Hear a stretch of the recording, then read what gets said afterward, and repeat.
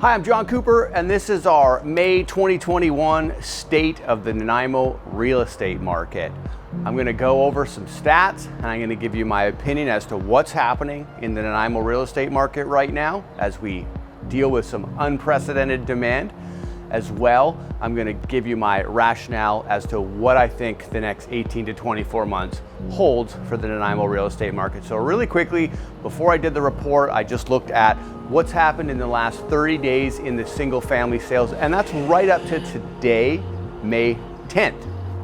There's been 142 sales in Nanaimo in the last 30 days that have pending status, and on average, those homes are selling for 5% above their list price. So on average, people are paying 5% over whatever the home was listed at.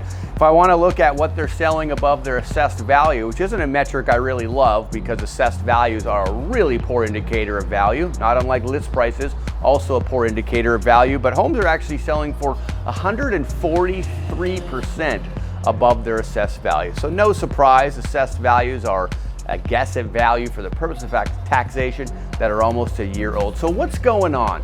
Why are homes rising so rapidly here in Nanaimo at a time when there seems to be a lot of economic struggle in our country? And here's my take on it.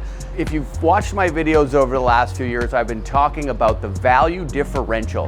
When I talk about the value differential, I'm talking about the value of homes within 50 to 75 kilometers of downtown Vancouver. So we put downtown Vancouver as the epicenter, and we do a circle that's about 75 kilometers around and look at the value differential. And Nanaimo has had a substantial value differential for the last decade. That's finally being eroded. So if you look at where the buyers are coming from, the buyers are predominantly coming from the Lower Mainland and Victoria.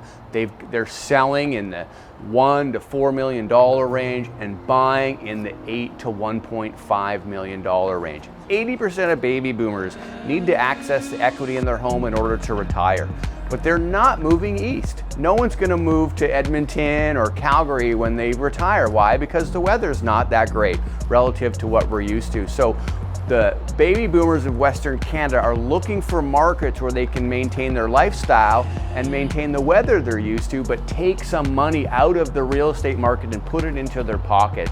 And Nanaimo, Central Vancouver Island is the answer for them. Add to this the increased migration of the tech sector that can work from anywhere in Canada, choosing the affordable real estate markets with the best weather. And Nanaimo is the most affordable west weather in Canada, or at least has been for the last 10 years, and has now been discovered.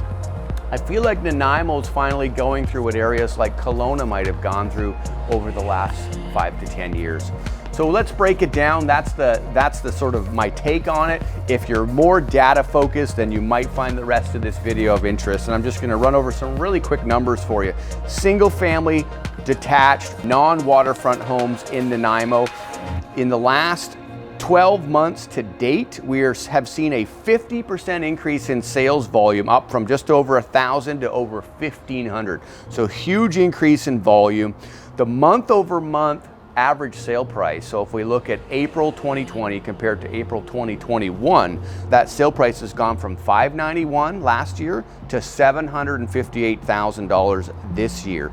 Now, if we look at the 12-month rolling average, it's not quite as crazy. We're up from 570 to 668, so about a 17% increase. That's the increase that I like to use. We're about 17% up in single family detached home values over the last 12 months. Acreages were up almost 40% on a 12-month average. Prices have gone from 873 on average to over $1 million. If we look at waterfront sales, waterfront has been really busy over the last 12 months.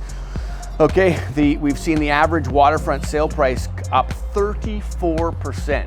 12 months to date. So this time last year, 12 months to date, your average waterfront was selling for just over $1 million, and now we're pushing 1.5 as your average waterfront sale price.